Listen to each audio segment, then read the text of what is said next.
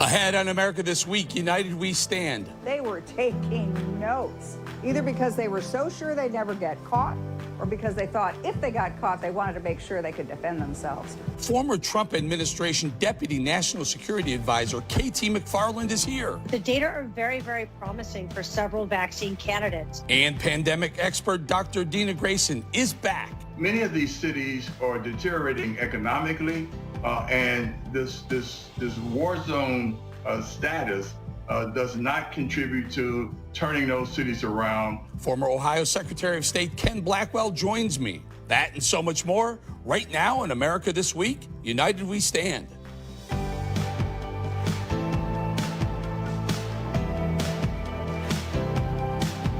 I'm Eric Bolling. The year 2020, especially summer, has been a nightmare. A deadly virus tanked our economy and kept Americans quarantined. Protests in our cities have turned violent and are now being met with federal force. Meanwhile, the Justice Department's probe into FBI misconduct and the Russia investigation continues despite the pandemic. Joining me now is former Trump administration Deputy National Security Advisor and author of Revolution Trump, Washington, and We the People, KT McFarland. KT, always great having you here. You know, you had mentioned something out in the news that you expect some indictments to be happening soon. Why, and also who do you think could be indicted with this Durham probe? Okay, well, first, Eric, I should point out, I don't have any leaks from the administration. This is not insider information. But I've got a lot of clues that I'm putting together, and here's how it works. Have you noticed in the last couple of weeks there have been a large number of documents that have been declassified, released to the public? Now, what does that mean? Well, when the Mueller investigation was coming after me and the FBI was interrogating me, the way they do it is they show you documents, text messages, emails, including even some classified information, and they ask you to comment on it, and you say what you're going to say.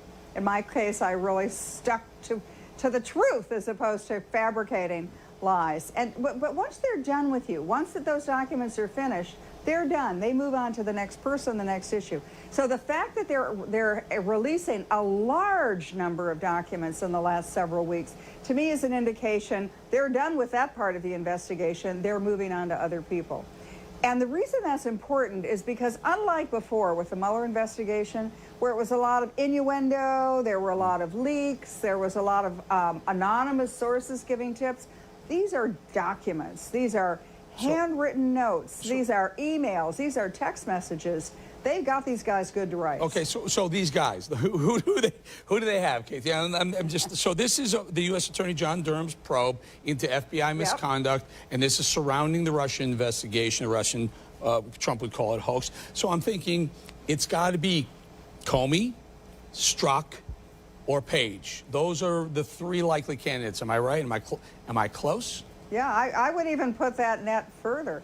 Look, I'm not going to say who's about to get indicted, because that would be irresponsible of me. But I will say that, have you noticed, Eric, there are a lot of people who haven't been in the media lately. Now, Clapper, Brennan, Comey, McCabe, all the household names, they were all over the media a year ago, talking about this, that, accusing Donald Trump, accusing General Flynn, but they've been remarkably silent. Now, that's another clue I've got, and that's because my guess is that the walls are closing in on them. They're not out there defending themselves. My guess is that they're in meetings with the Justice Department, having to give information. And the fact that you haven't heard them, to me, means they've kind of gone to ground. And the next thing, and the final clue, is that the Justice Department spokesman, she's very good, Carrie Kopech, and she's basically come out yesterday and said, look, we expect things are going to happen. The investigations into General Flynn, the people who went after General Flynn, the people who went after President Trump, the people who went after me and others, they expect things to happen before the end of the summer. She's not going to say that if it's all vague. And it's misconduct. And they in Flynn's case, they got close to putting people in jail, or put people in jail after Carter, going after others.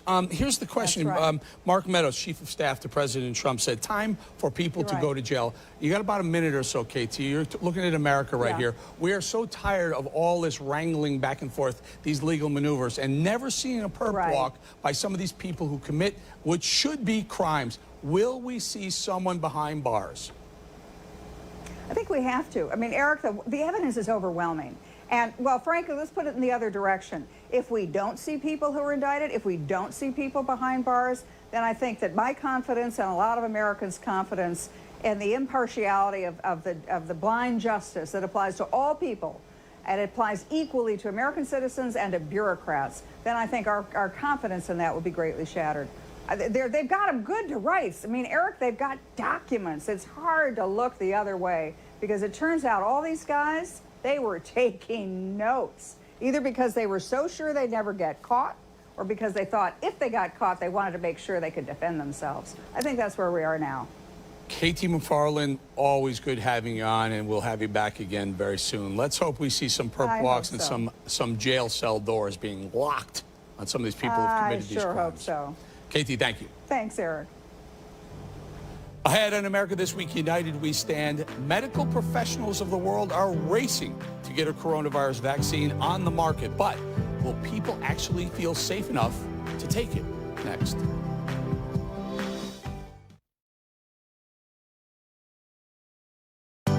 United we stand, we never fall. This perilous fight, it takes one and all. Everyone stands, American strong. Strength by one equals strength by all. American values, American pride. Your neighbor needs you, each person, each time. We stand, America. United we stand. We stand, America. United we stand.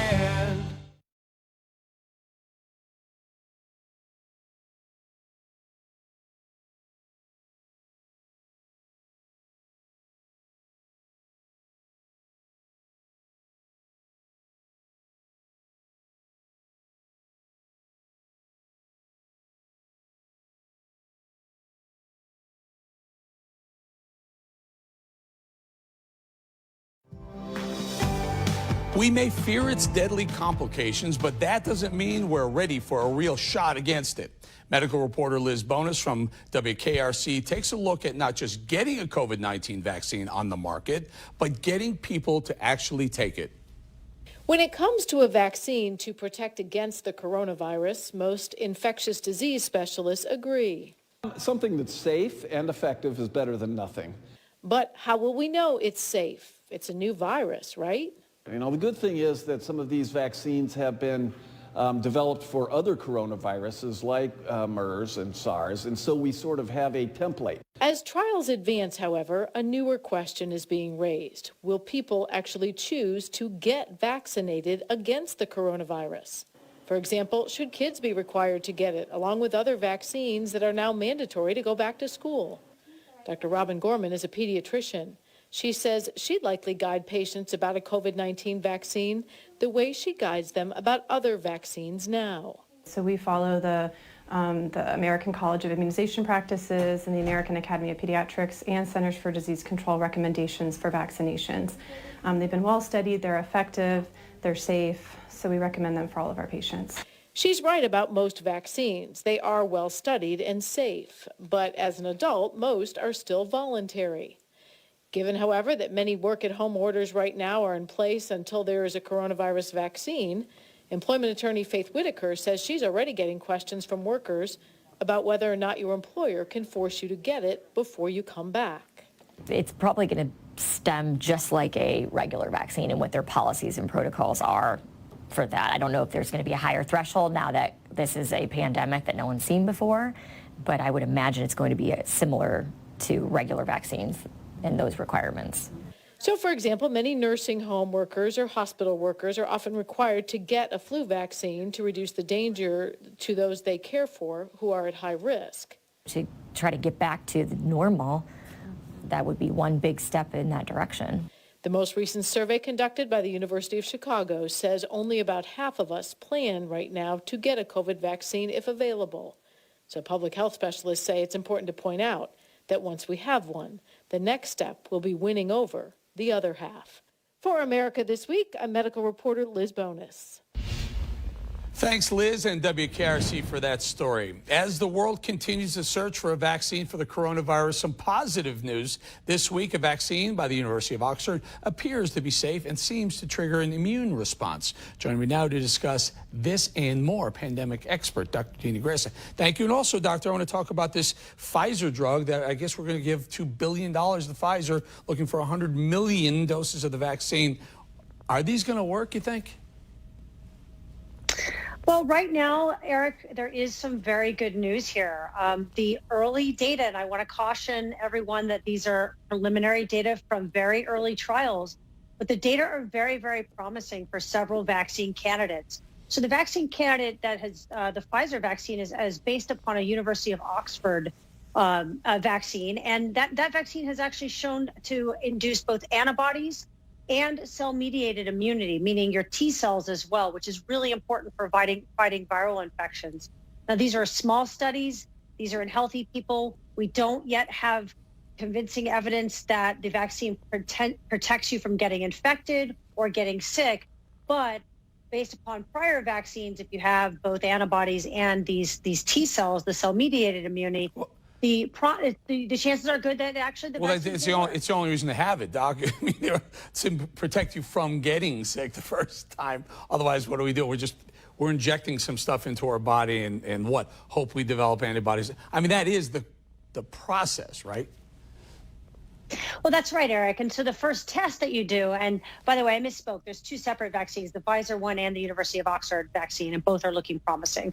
But the key thing here is that these first tests are done in healthy people just to see, first of all, do you make the antibodies? Do you actually induce those T cells, that cell-mediated immunity? Checked. Are they safe? Yes. Were they well tolerated? Yes. So now what happens is these vaccines are being studied in thousands and thousands of people in hot zones around the world to now see if they protect against infection, protect against getting sick, and of course, to make sure that they're safe and well tolerated. Let's talk a little bit about people's reluctance. Now, these vaccines are going to hit the market. They were rushed through. I think that you hear a lot of people saying, I'm not sure I want to be on the first wave of people taking this vaccine because we're not sure of forget the efficacy, but the side effects. Well, Eric, first of all, we have to think carefully about what do we mean by rush. And what we mean by rush here is generally what happens with a vaccine is you wait to manufacture these 100+ million doses until you know that the vaccine actually works to protect against the infection. And as you just mentioned earlier, the U.S. government is shelling out a big chunk of change to pay Pfizer to go ahead and manufacture these doses at risk. So that's where the rush is actually really financial risk. Let's go ahead and manufacture those doses. Meanwhile, let's do these large field studies in tens of thousands of people to make sure those vaccines work and are safe. So I think that folks should be reassured that actually the hurdles to go through to show that these vaccines are safe and effective, we're not going too fast or cutting any corners there. We're just basically taking a big financial risk, which frankly I called for back in February. So I'm really happy to see this happening. You know, President Trump was asked this week about if there was a Chinese version of a vaccine, would we be willing to jump on board and buy it and support it? And he said yes. As a casual observer of this, it scares me to think that this thing came from China. It was produced in China. It was distributed from China. And now we're going to buy a vaccine from China. It's just a little too scary for me. Less than a minute, Doc. Eric, I agree with you. And in fact, that would not be allowed under current FDA guidelines. Even if that drug was shown to be effective in China, it would have to go through the process here, and you'd have to convince FDA that it was safe and effective. And I'm with you. I want to see the data and look into that very, very carefully. Okay, very quickly. If the vaccine comes out, this Pfizer vaccine, Dr. Dena going to take the vaccine? Like anything, it's always about benefit risk. I'll await the data, but if the data show that this vaccine is safe and effective, I will be trying to get to the head of the line along with everyone else to get this vaccine. All right, Dr. Dena, as always, pandemic expert, Dr. Dena Grayson. Appreciate your time and stay safe in Florida. Ahead in America this week, United We Stand. As violent protests across the nation continue, calls for law and order grow louder. My conversation with the former Ohio Secretary of State, Ken Blackwell, next. But first, as some of you know, I lost my son, my only child, to an accidental overdose. Eric was a sophomore at the University of Colorado. One night he bought what he thought was a Xanax on campus. What he bought, however, was a pill that looked exactly like a Xanax, but was laced with deadly fentanyl. Fentanyl is an opioid which is smuggled into the U.S. via those tunnels and other border crossings. Just a few tiny grains of fentanyl, much like salt, can kill a 200-pound person immediately. It's that dangerous. I have a saying when I talk to people, speaking to young people at schools or on stage, one pill can kill, and it did. I'm committed to shining a bright light on the opioid crisis. I'll be doing a lot more investigative stuff. I'm going inside a massive drug bust. I'm headed to the cocoa fields of Colombia and Bolivia. I'll bring back the footage to show you exactly what is really going on with drugs in America, because it's big business, and you deserve to know how it's getting here and how much more we can do. Dope Inc., so to speak. It's killer, and I'll document it all for you. Stay tuned.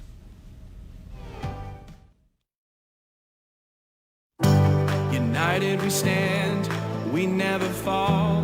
This perilous fight, it takes one and all. Everyone stands, American strong. Strength by one equals strength by all.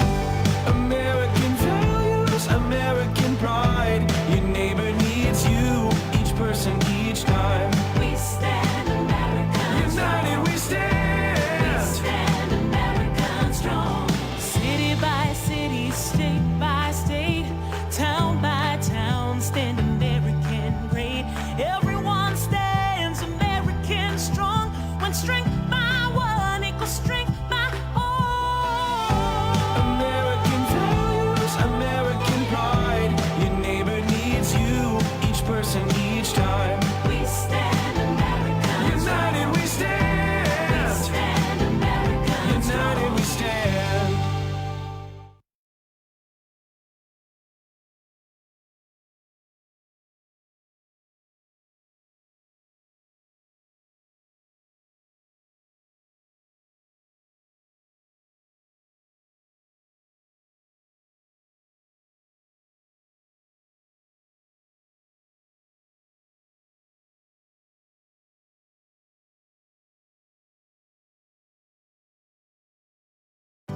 As violent protests continue across the nation, President Trump has doubled down on his law and order rhetoric. The president sent federal agents to Portland to stop violent protests that have lasted for weeks now. Joining me now to discuss this law and order tactic is former Ohio Secretary of State and former Cincinnati Mayor Ken Blackwell. Let me call you Mayor Blackwell. Thank you for joining us. I need to note that you're an R mayor. Were you always a Republican? I started out in a municipal party called the Charter Party that had been in existence since 1924. All right, got you, sir. So let's talk a little bit about what's going on. President Trump has sent troops to Portland. He's talking about sending troops to New York and also Chicago. Some of these cities have been ruled by Democrats for a long time. Portland, 40 years, last time a Republican was a mayor. Chicago, 80 years, last time a Republican was a mayor. New York City, last one was Rudy Giuliani in 2000, 20 years ago. So what's going on with Democrat mayors and, I don't know, let's call it failing law and order in these cities? Eric, it's pretty clear. Leadership today in cities can make a choice. They can choose to be a field of dreams, or they can choose to be killing fields. And right now, too many of the mayors, through their election of duty and responsibility, have watched their cities become killing fields. And that has all kinds of negative consequences for the citizens of those communities. And I think the president understands that our first obligation as elected leaders is to provide for the safety of our people. You know, let's put you back in that mayor's in the mayor's mansion or in the mayor's office here of Cincinnati, and the things were going on. What would you say if President Trump came in and said, "Look, Mayor Blackwell, you're having a hard time keeping the peace on the streets. We want to bring some feds in. Are you okay with federal officers on the streets of Cincinnati while you were mayor?" Well, look. The reality is this: there's always been interagency cooperation in terms of safety forces, depending upon the nature of the threat and the comprehensiveness of the threat.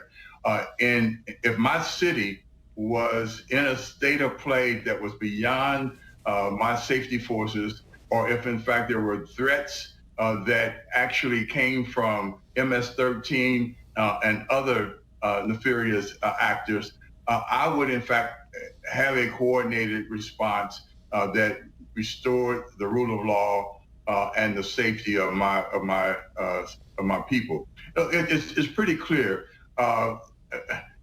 Many of these cities are deteriorating economically, and this war zone status does not contribute to turning those cities around in terms of attracting capital investment, creating jobs, and creating places where you can raise a family, very successfully and happily. That's what we're in the business of doing. Mayor, let's talk. I'm come from Chicago, and I know exactly what goes on in that place. I've been there for, grew up there, born and raised there. The southern western suburbs are very, very violent. Give Mayor Lori Lightfoot some advice here. She's a new mayor. She walked into some killing fields, as you point out. What does she do to bring down the violence in those very dangerous southern and western suburbs of Chicago? She supports the frontline officers, law enforcement and safety officers in her community. Right now, she has not been supportive, and she has put them at risk as she has abandoned her responsibility as the political leader of that city. So you listen to your experts.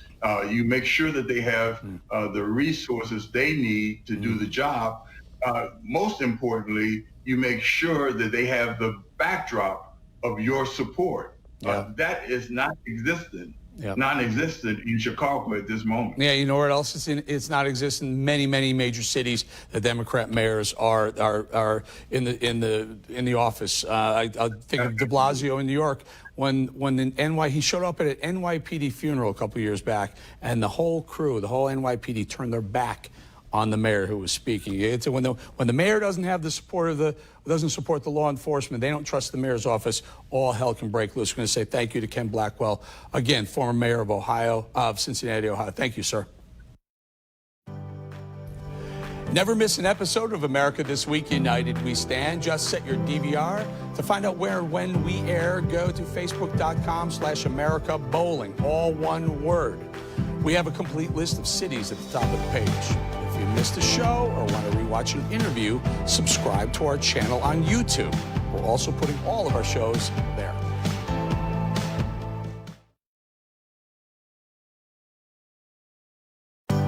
United we stand, we never fall. This perilous fight, it takes one and all. Everyone stands, American strong. Strength by one equals strength by all. American values, American pride. Your neighbor needs you, each person, each time. We stand America. United we stand. We stand America. United we stand.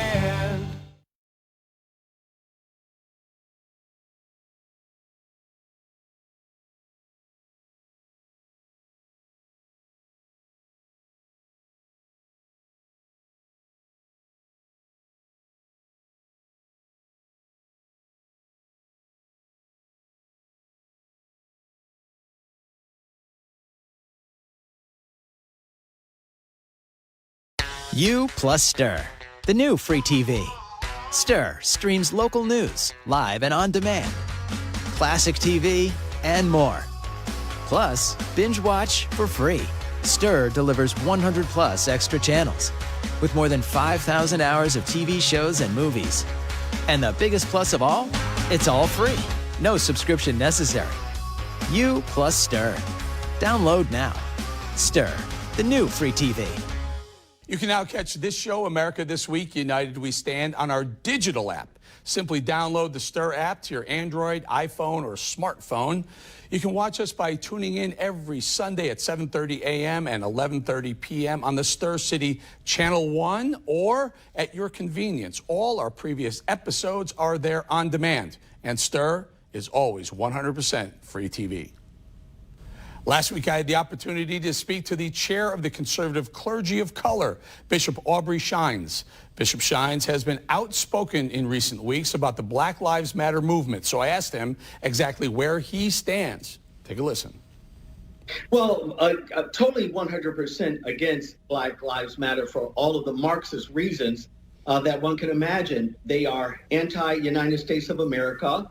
They are certainly a very bigoted group because, again, if Black lives really mattered, then why don't I see the protests when we're watching children that are being gunned down? Or how about the 7,000 Blacks that are murdered by other Blacks every single calendar year? Not even talking about the 20+ million Blacks that have died in the womb because of anti-Semitic behavior, racist behavior, a eugenicist by the name of Margaret Sanger. They are a joke, they are Marxist, and they are divisive, trying to divide our nation. We must unite and fight against this terrorist Marxist group. Bishop, do they have a right to I mean, the First Amendment protects the right to protest, though. Yeah, and again, we're all for, and again, if we're going to utilize Constitution, which we all should, I'm obviously a huge fan, it literally says about peaceful protest. And we're not talking about looting. We're not talking about burning down, by the way, Black and Hispanic and poor whites businesses. That's not protesting. That's arson, and they should be arrested for doing such. You know, I've done a couple of I've pretty extensively covered this and the looting and the rioting and the peaceful protesting that goes on. My concern is some of the rioting and the looting is happening because of the Antifa type crowds, the anarchists that want to infiltrate the Black Lives Matter movement. Are you certain it's Black Lives Matter that's causing some of the mayhem on the streets, or is it these other outsider agitator groups? Well, again, there's a combination of both, and the Black Lives co-founders, they have obviously spoke to this, actually inviting some of these fringe groups. So they can't, Eric, they can't have it both ways. They can't say, well, that's really not us. Oh, but by the way, we're inviting you to come over and protest this. It's a false narrative, and now they want to obviously distance and divorce themselves from their own reality. They should be exposed for who they are. They are a George Soros-backed and other organizations that hate America. This is where they're getting their $20, $30, $40 million from. And again, if Black lives really mattered, they would be protesting systemic racism that, by the way, as my op-ed in the Washington Times says, actually has come from one political party, and that's the Democratic Party. Quickly, about a minute or so, explain what you mean by that, systemic racism in the Democrat Party. Well, let's look at their history. This was a party that was against Blacks, fought 13th, 14th, 15th Amendments. They are the party that gave us the KKK, Jim Crow laws, Margaret Sanger, who was the head of the Planned Parenthood, who said Blacks are no more than weeds and should be exterminated against. And so we see this systemic racism, but we see it coming from one party. That is the Democratic Party, Eric. All right, we're going to leave it right there. We say thank you very much again, Bishop Aubrey Shines, chair of the Conservative Clergy of Color. Appreciate your time, Bishop. Thanks again, Eric. Thanks again for joining me for another fantastic episode of America This Week, United We Stand. 51 years ago this week, Neil Armstrong stepped down from the NASA Apollo 11 lunar module onto the surface of the moon.